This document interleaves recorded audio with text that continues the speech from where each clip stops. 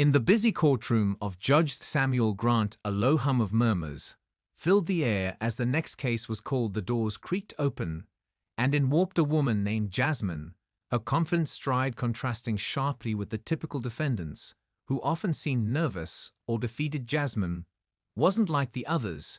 She was dressed in a sharp business suit, her dark eyes focused on the judge. As she took her seat in front of him, the room fell silent as all eyes turned to the woman, who appeared calm and collected despite the circumstances. Judge Grant, a man in his mid-50s with salt and pepper hair and a rigid demeanor, looked over his glasses at Jasmine. He had seen hundreds of cases over his career, but something about this one felt different. Jasmine was being accused of a minor traffic violation. She had parked her car in a restricted zone near a federal building, and the citation was clear. The rules were in place for a reason, and the law had to be followed. That was how Judge Grant saw it. His job was to enforce the law without exception or favoritism. He called the case to order and began his typical routine, stating the charge against her and asking how she pleaded. Jasmine stood up, her voice calm but firm, as she responded with a single word, "Not guilty." Judge Grant raised an eyebrow, intrigued by her response. Most people in her situation would simply accept the fine or argue a minor detail, but Jasmine was different. She was challenging the very premise of the charge itself. As Judge Grant studied her, he couldn't help but notice her composure. Her eyes were steady and unblinking. She didn't seem intimidated or even bothered by the situation in front of her. While most defendants would have been sweating with anxiety, she seemed almost serene. He shifted his gaze to the evidence. The ticket was clear, and it was routine, but something about Jasmine's presence made him reconsider the simplicity of it all. With a slight tilt of his head, Judge Grant motioned for Jasmine to explain her plea, his voice stern but curious. "You're pleading not guilty to a parking violation. What's your reasoning?" he asked. Jasmine took a deep breath and began to speak. Her voice was calm, but there was an underlying strength in it. She didn't deny parking in the restricted zone, but what she did say was something that would change the course of the hearing. "Your Honor, I'm not guilty because this fine isn't just about parking. It's about a system that punishes people like me for doing the right thing." She paused for a moment, letting her words sink in before continuing. "The law that governs where we can park and where we can't isn't about protecting safety or order. It's about keeping people like me out of spaces where we can make change." Judge Grant frowned. He had heard plenty of defiant defendants over the years, but something about her words struck a chord with him. The courtroom fell silent as Jasmine continued to speak. She wasn't just defending herself against a parking ticket. She was challenging the entire system, the way laws were enforced, and how certain people were disproportionately impacted by them. Her words were laced with knowledge and conviction, and that wasn't something he was used to hearing from someone standing in front of him on the other side of the bench. As she spoke, Jasmine's tone didn't waver. Her voice remained steady, and her message clear. She wasn't there to contest a small infraction. She was there to make a statement. She was making it known that the justice system and the laws surrounding it weren't as impartial as they seemed. They were skewed to benefit the powerful, while punishing those who sought to change the system from within. Judge Grant sat back in his chair, his gaze never leaving Jasmine's face as he processed her words. There was something familiar about her conviction and her drive, but he couldn't quite place it. Something told him that this woman was more than just a defendant with a traffic violation at stake. She was someone whose presence in this courtroom would force him to confront something he had long ignored, the possibility that perhaps the system he had sworn to uphold was not as just as it appeared to be. Judge Grant's eyes narrowed slightly as he processed Jasmine's words. They hung in the air like a challenge, and for the first time in his career, he felt the weight of the case in a way he hadn't expected. She wasn't asking for mercy or pleading for leniency. She was holding up a mirror to him and to the entire courtroom, forcing everyone to confront uncomfortable truths about the very system that governed their lives. Jasmine continued speaking, her words measured but impactful. "The law has always been a tool of control. It was never meant to serve everyone equally," she said, her eyes scanning the room as she spoke. "It's a system built on rules that favor those in power and silence those who dare to question it." There was no anger in her voice, just a quiet determination that seemed to pierce through the formalities of the court. Judge Grant remained silent for a moment, his hand resting on the gavel. As he looked down at the papers in front of him, he had spent years presiding over cases like this one. He had heard every argument under the sun. But this one felt different. It felt like a reckoning that he wasn't sure he was prepared for. His gut told him that there was more to this woman than met the eye, but his mind struggled to accept the possibility that she was right, that the system he had so carefully upheld for decades could be flawed in ways he hadn't seen. He cleared his throat, finally breaking the silence. "I understand your concerns, but you are still responsible for your actions. The law is clear, you broke the rules," he said, his tone firm, but there was an underlying hesitance in his voice, as if he wasn't entirely sure he believed what he was saying.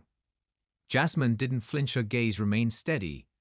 "I understand that, Your Honor," she replied calmly, "but the question is not whether or not I broke the law. The question is why that law exists in the first place and who benefits from it."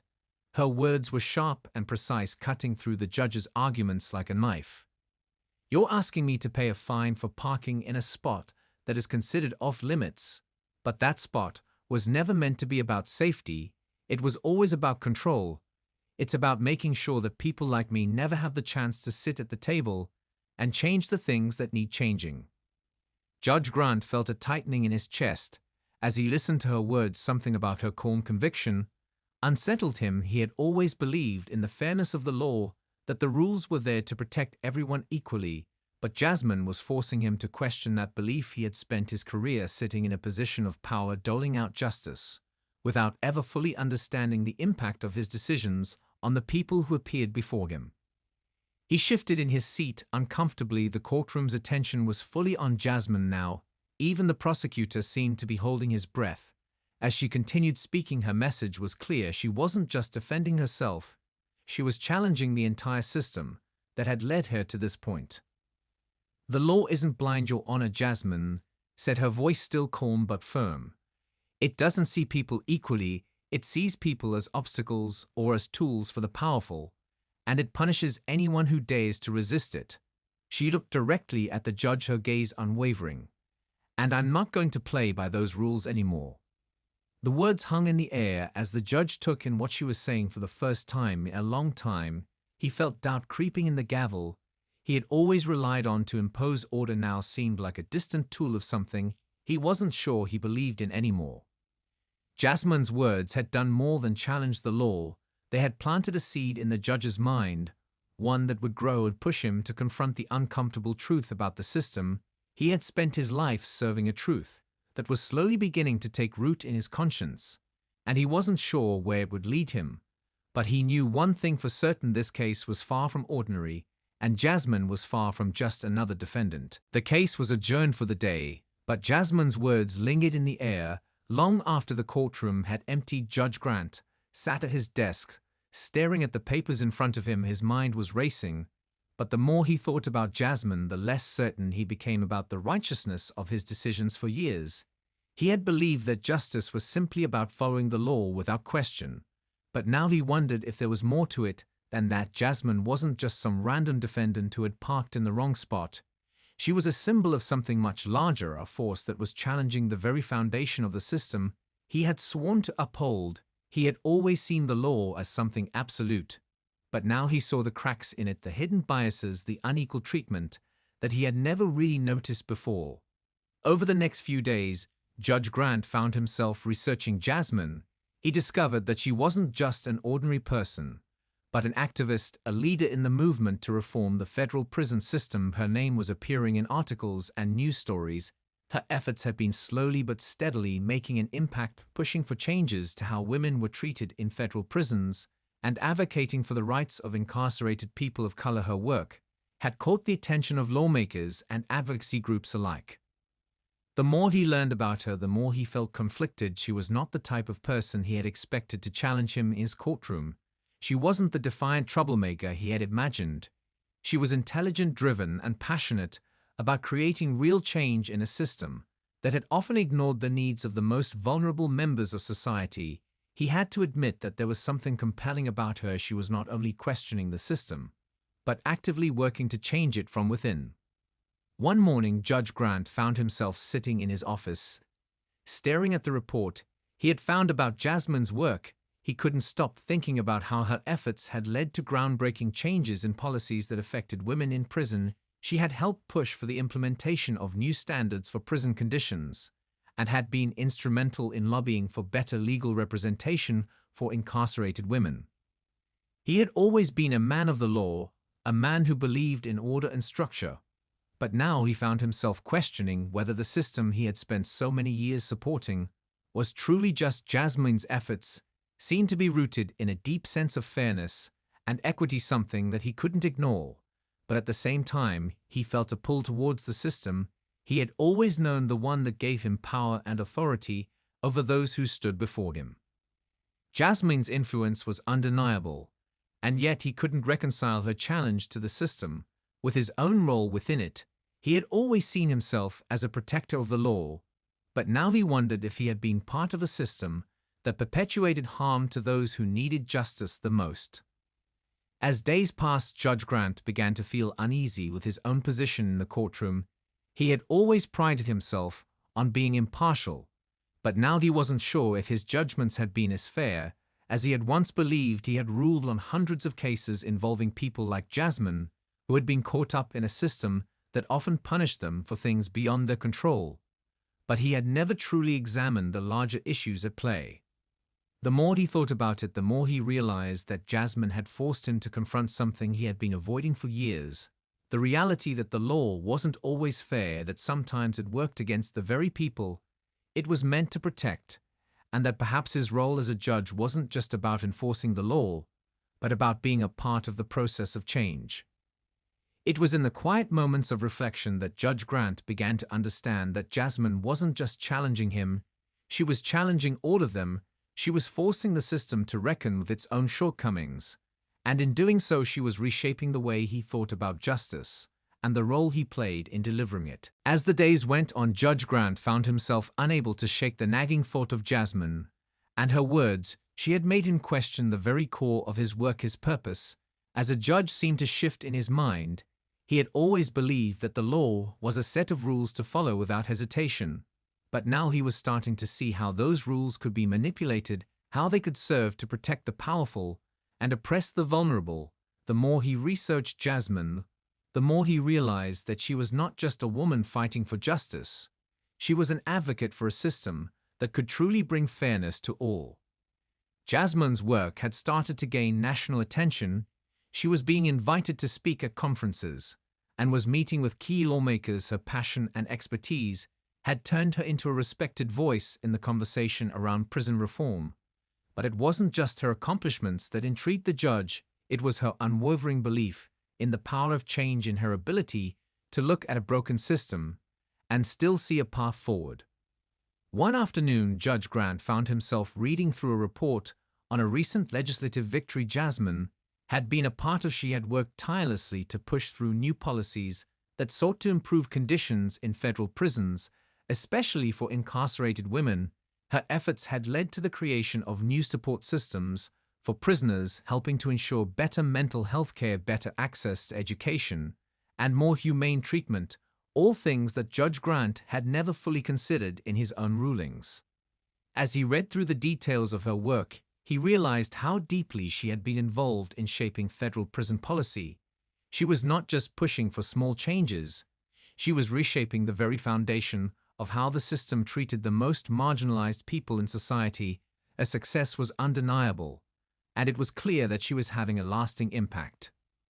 Judge Grant began to feel a sense of admiration for Jasmine, but it was tempered with guilt. He had spent so many years presiding over cases that reinforced the very system she was fighting against, and now he was faced with the uncomfortable truth that he might have been part of the problem.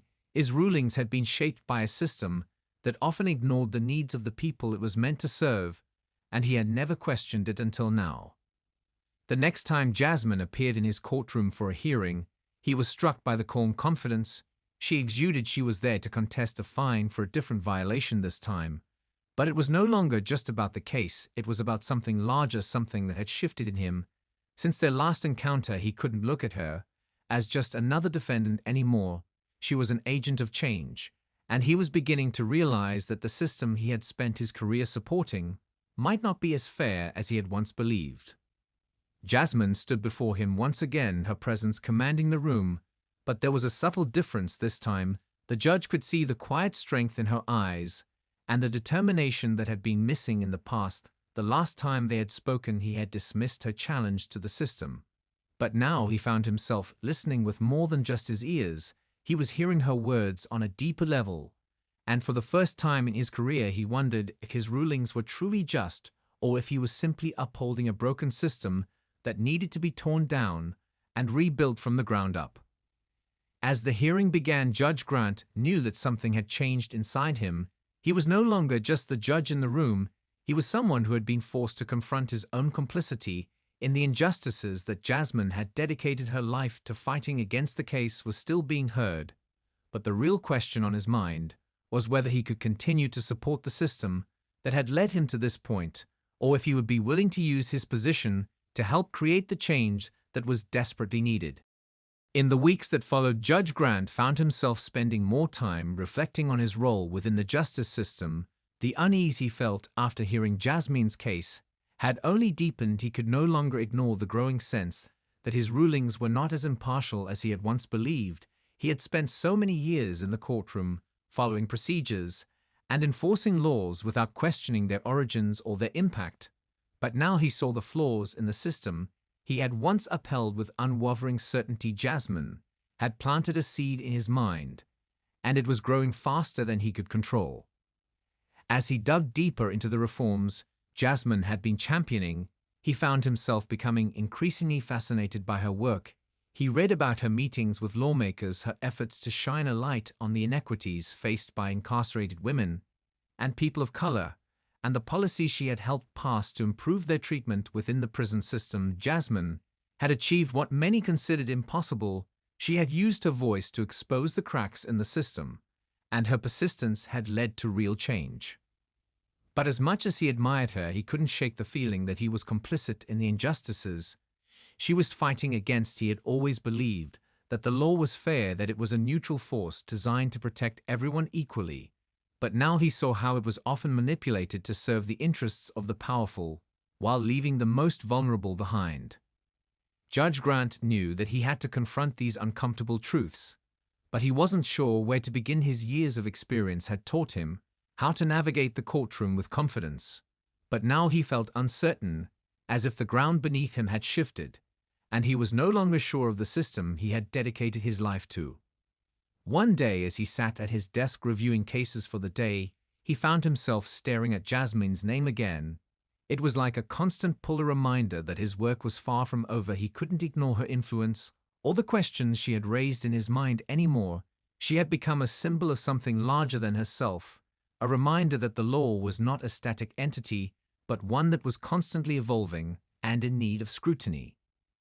He reached out to one of his colleagues, a fellow judge named Margaret, who had been working with him for years. They had always shared similar views on the law, but Judge Grant wasn't sure how she would react to his newfound doubts about the system he had spent so long supporting. He needed someone to talk to, someone who might understand his internal conflict. Over coffee one afternoon, he shared his thoughts with Margaret. He told her about Jasmine's case and how it had made him question the fairness of the legal system.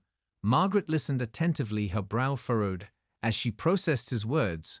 She had always admired Judge Grant's conviction, but now she could sense the doubt in his voice. "You're not alone in feeling this way, Sam," she said softly. "There are a lot of us who have started to see the cracks in the system. But it's hard to admit that we've been part of it for so long. It's easier to pretend that everything is fine, but the truth is that the system needs to change." She paused for a moment before continuing. "We've seen the injustices, we've seen how the law can hurt people, and we have the power to do something about it." Judge Grant sat back in his chair, the weight of her words settling on him. He realized that Margaret was right. For so long he had chosen to turn a blind eye to the flaws in the system. But now it was impossible to ignore them. He had the power to create change, but only if he was willing to confront the truth and make the hard choices. The conversation with Margaret marked a turning point for Judge Grant. He knew that he could no longer continue down the same path he had been on. He had to take responsibility for the ways in which his decisions had contributed to the harm caused by a broken system, and he had to find a way to use his position to make a real difference. That night, as he lay in bed, the weight of his decisions settled on him. He knew that the journey ahead would be difficult, but he was no longer afraid of the unknown. Jasmine had shown him a path forward, and now it was up to him to decide whether he was willing to walk it. The following weeks brought a shift in Judge Grant's approach to his work. He found himself examining every case more carefully, weighing the consequences of each decision, and considering how his rulings could impact those who stood before him. For the first time in years, he wasn't just looking at the law on paper, he was thinking about the people affected by it, and how the system could either uplift or oppress them. Jasmine's influence lingered in his mind as he entered the courtroom each morning, her words echoing in his thoughts. He began to see the familiar faces of defendants in a new light. They weren't just names on a docket or numbers in a system. They were people who had been caught in the web of laws that often didn't account for the complexities of their lives. He couldn't shake the feeling that he had been a part of the system that had overlooked their humanity. One morning, as Judge Grant reviewed a case involving a young man accused of drug possession, he felt a pang of guilt. The law was clear: the young man had broken the rules. But as Judge Grant read through the details of his life, he couldn't ignore the fact that this wasn't a simple case of right or wrong. The young man had grown up in a community ravaged by poverty and crime, and had been arrested countless times before he was barely out of his teens. The familiar impulse to follow the law without question rose within Judge Grant. But this time it felt hollow. He realized that by simply following the rules, he was perpetuating a cycle of punishment without offering any real solutions for the root causes of the young man's actions. He began to wonder if the legal system was really designed to rehabilitate, or if it was simply a tool for keeping people in a cycle of despair. As the day wore on and Judge Grant heard case after case, he felt the weight of his decisions more heavily than ever before. The cases seemed to blur together, a series of lives that had been shaped by a system that did not care about the circumstances or struggles that led them to court. It was all about rules enforcement and punishment, but there was no room for nuance, no space for understanding. The judge knew that something had to change, but he also knew that change was difficult and slow-moving, especially within the walls of a courtroom, where tradition and precedent ruled over compassion and empathy. But Jasmine's work had shown him that change was possible, if enough people were willing to push for it. That evening, as Judge Grant sat alone in his office, he pulled out the folder on Jasmine's recent legislative victories. He read through the details of her work and marveled at how she had used her voice to bring about real change in a system that had long been resistant to reform. It wasn't just about challenging the law. It was about making the law better, making it more just, more equitable for all people. Her ability to navigate the political landscape, to meet with lawmakers and influence policy, was something that Judge Grant admired. But what struck him the most was her unwavering commitment to her cause. She wasn't in it for fame or personal gain. She was in it because she believed deeply in a more just society, and she was willing to fight for that vision no matter how difficult it became. Judge Grant found himself at a crossroads. He knew that his time as a judge had not been without its flaws, but he also knew that he still had the opportunity to make a difference, even within the confines of the legal system he had spent his career upholding. He could use his position to advocate for change, to push for reform from within, to start questioning the laws that perpetuated inequality, and to advocate for policies that put people's well-being first. It wasn't going to be easy, and he knew that there would be resistance, but he was no longer afraid to challenge the status quo. Jasmine had shown him that change was possible even in a system as entrenched as the justice system, and now it was up to him to decide whether he was willing to take the first step toward that change. The decision was made, and Judge Grant knew that his work had only just begun. He wasn't just a figurehead in a courtroom anymore. He was a part of something larger, something that had the potential to transform the system and create a more just and equitable world for everyone. In the days that followed, Judge Grant began to quietly reassess the way he approached each case with a renewed sense of purpose. He no longer saw his role simply as one of enforcing laws, But as someone who had the power to influence real change within the system, the weight of his decisions felt heavier than ever before. But for the first time, he welcomed that weight, because it meant that he was no longer ignoring the injustices that lay beneath the surface of the law. He knew he couldn't undo years of unquestioned rulings with a single shift in perspective. But he also understood that every decision moving forward could be an opportunity to start shaping the system into something better and more, just even if that meant making unpopular choices. One morning, as he sat in his chambers, reviewing the upcoming cases, he came across a file that caught his eye. It was a case involving a woman who had been incarcerated for a minor drug offense, a woman who had already spent several years in the system. Her file was thick with notes about her troubled past, a history of abuse and addiction that had led her down a path that had ultimately landed her in prison. But as Judge Grant read through the case, he noticed something that struck him. The woman had been trying to better her life. She had participated in rehabilitation programs and had been working toward her release, but the system had kept her trapped in a cycle of punishment, with little regard for her efforts to change. This was the kind of case that had always troubled him before, but now it felt like a mirror reflecting the flaws in the justice system. He had once been so certain of the woman wasn't a criminal. In the traditional sense, she wasn't a hardened offender. She was someone who had been failed by the system long before she ever stepped foot into a courtroom. She was a product of a broken system that punished people for the circumstances they were born into rather than addressing the root causes of their actions. Judge Grant felt a sense of responsibility that he hadn't felt before. As he read through the file, he knew that his decision in this case could make a real difference for this woman. He wasn't just handing down another sentence. He was deciding whether or not she would have a chance at a better life. He had the power to change the trajectory of her future, and he didn't take that responsibility lightly. When the day came for the hearing, he entered the courtroom with a sense of purpose that was new to him. The woman stood before him with a quiet determination. She wasn't pleading for sympathy. She wasn't asking for leniency. She was simply asking for a chance to prove that she was more than the sum of her mistakes. As the prosecutor presented their case, Judge Grant listened closely, but his mind was already made up. He had seen enough of the patterns, the way the system was built to keep people like this woman trapped in cycles of poverty, addiction, and incarceration. He wasn't going to be another cog in that machine. He wasn't going to uphold a sentence that offered no hope for her future. When it was his turn to speak, he looked at the woman and addressed her directly. "I see you," he said, his voice calm but firm. "I see the effort you've put into changing your life. I see the person you've become, and I believe that you deserve the chance to continue that journey." He paused for a moment as the room fell silent, and then he made his decision. He would grant her a reduced sentence with the opportunity to enter a rehabilitation program outside of prison.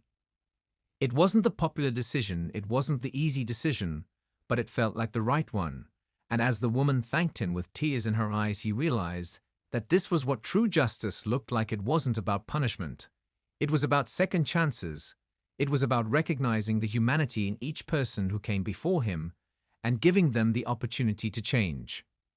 As the gavel fell, signaling the end of the case, Judge Grant knew that this was just the beginning. He had taken the first step toward creating the kind of justice system.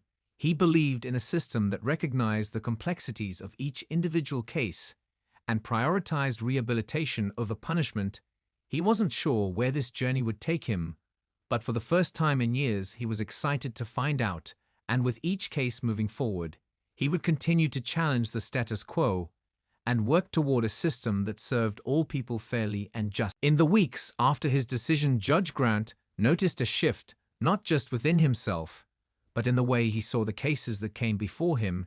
He began to approach each case with more empathy than ever before. He understood that each person who appeared in his courtroom was more than the offense they were charged with. They were complex individuals with histories and circumstances that had shaped their actions, and those stories mattered. He no longer looked at a case as just a set of facts. He saw it as an opportunity to understand the person behind the case and decide what truly served justice. His colleagues began to notice the change in him as well. Some were curious, some were skeptical, but all observed that he was taking more time with each case, no longer rushing to hand down sentences that were based solely on precedent. He was listening more carefully, considering more deeply, and even asking questions that had never crossed his mind before, questions about the defendant's background, their environment, and the factors that had led them to this point. Some of the other judges were uneasy with his newfound approach. They had always believed in the old ways of doing things, strict interpretations of the law, with little room for mercy or understanding. They questioned whether Judge Grant's changes were a sign of weakness or a threat to the integrity of the courtroom. But Judge Grant was no longer concerned with what others thought. He knew he had to follow his conscience, and that meant questioning a system that he had once trusted without hesitation. One afternoon, he found himself seated in a meeting with a group of prison reform advocates who had reached out to him after hearing about the changes he was making in his courtroom. They were eager to speak with him about ways to push for reform from within the justice system. They recognized that his position gave him a unique opportunity to influence others, and they wanted his support as they fought to create more humane policies for incarcerated individuals. As they discussed their ideas, Judge Grant felt a sense of hope rising within him. For the first time, he saw a clear path forward, a way to use his position to make a difference beyond his own courtroom. He had been so focused on his own cases, his own rulings, but now he understood that true change required collective action. He wasn't alone in this fight. He had allies, and together they could make an impact. One of the advocates spoke passionately about the need for restorative justice programs and mental health services in prisons. They argued that many people in the system were not there because they were inherently bad, but because they had been failed by society and the justice system itself. Restorative justice, they explained, allowed for healing and accountability rather than just punishment. They wanted Judge Grant's support in pushing for these programs within the courts. Judge Grant listened intently, feeling a spark of recognition. This was the kind of change he had been hoping for, not just changing sentences, but changing the way the system viewed those who were incarcerated, changing it from a place of punishment to a place of transformation and redemption. He could see how restorative justice programs could work in tandem with the reforms he had been pushing for, and he was eager to help bring those ideas to life. As the meeting concluded, Judge Grant felt a sense of determination that he hadn't felt before. He knew that the work ahead would be difficult, but he was ready for the challenge. The path toward reform was never easy, but now he understood that it was possible and that he could be a part of it. He wasn't just a passive observer anymore. He was an active participant in creating the kind of system he believed in. Later that evening, as he walked back to his office, he couldn't help but think about Jasmine and the impact she had had on his life. Her unwavering commitment to change had been the catalyst for his own transformation, and as he stood outside his office door, he realized that he had come a long way from the man who had once dismissed her ideas. Now he was committed to ensuring that her work would continue to resonate within the walls of the justice system, and that he would use his power to help shape a future where justice meant more than just punishment, but true fairness and opportunity for all. As the weeks passed, Judge Grant's efforts to push for change began to gain traction within the courthouse.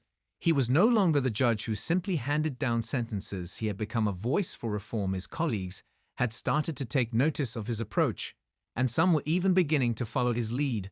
Though cautiously at first, the ripple effect of his shift in perspective was subtle, but it was growing. One decision at a time, Judge Grant continued to challenge the norms he had once so rigidly adhered to, and with each case he found new ways to incorporate fairness and empathy into his rulings. He no longer saw the law as a set of unchangeable rules, but as a tool that could be shaped to better serve justice. One morning, as Judge Grant prepared for his docket, he noticed an unusual case on the list. It was a young man who had been accused of stealing food from a local grocery store. The offense was minor, but as Judge Grant reviewed the case, he found that the young man had no prior criminal record.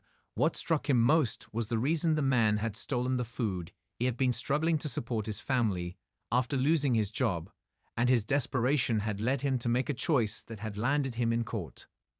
Judge Grant couldn't help but think about the many others in the system who found themselves in similar situations, people driven to commit crimes out of desperation or circumstance rather than malicious intent.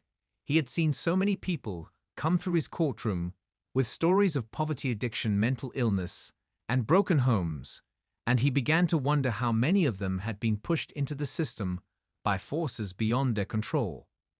The case before him was a clear example of that kind of injustice. Here was a young man who had stolen food to feed his family, and now he was being treated as a criminal simply for trying to survive. Judge Grant could not ignore the humanity in this situation, and he made the decision to dismiss the charges with the understanding that the young man would participate in a community service program to help others in need. It was an unorthodox decision, one that raised eyebrows among his colleagues, but it felt like the right choice. The young man had been given a second chance, and the system had not failed him this time. Judge Grant felt a sense of satisfaction he hadn't experienced before. He was no longer just a judge passing down sentences. He was a judge who was trying to make a difference, a judge who understood that true justice wasn't about punishment, but about understanding and support.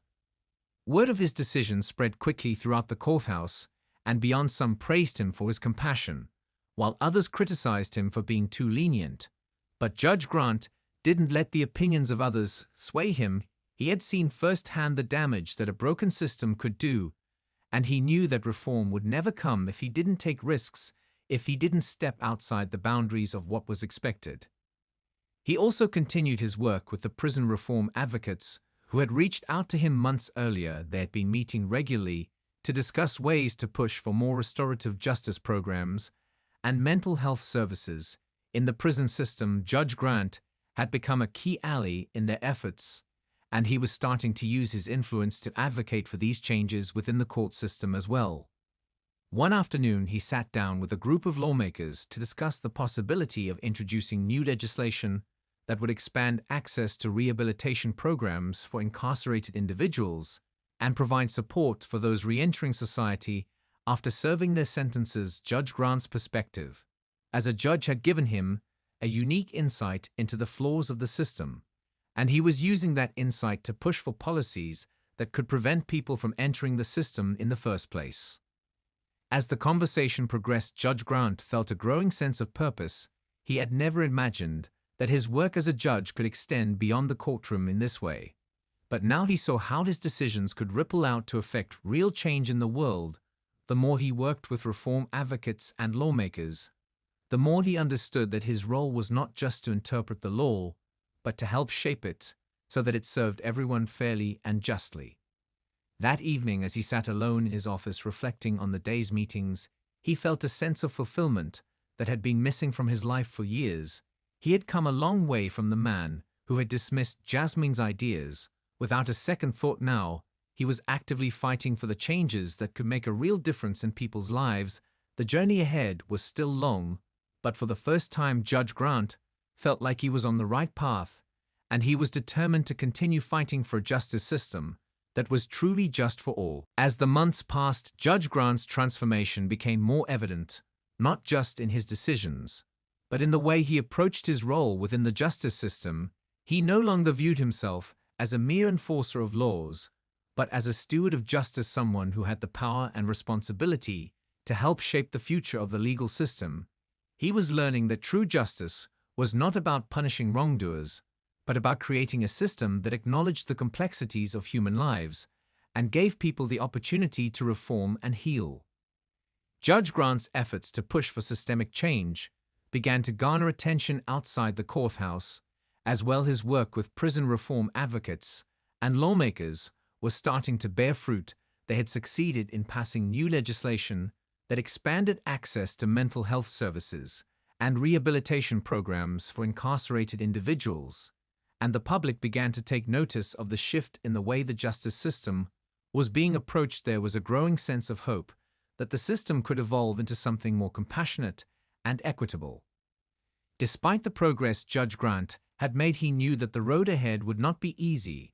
There were still many entrenched forces within the system that resisted change. There were colleagues who were wary of his reformist ideas and critics who accused him of being too lenient. But Judge Grant was undeterred. He had seen too much injustice in his years on the bench to back down. Now, he had witnessed firsthand the harm that the system could cause to those who were most vulnerable. and he was determined to continue fighting for a justice system that served everyone fairly and humanely. One day, as Judge Grant sat in his office reviewing a new case, he found himself reflecting on the journey that had brought him here. He thought back to the moment when he had first heard Jasmine's story and how it had ignited something within him. He had been skeptical at first, dismissing her ideas as idealistic and unrealistic. But now he saw the truth in her words. Her passion for reform had sparked a fire in him that had grown into a deep commitment to change.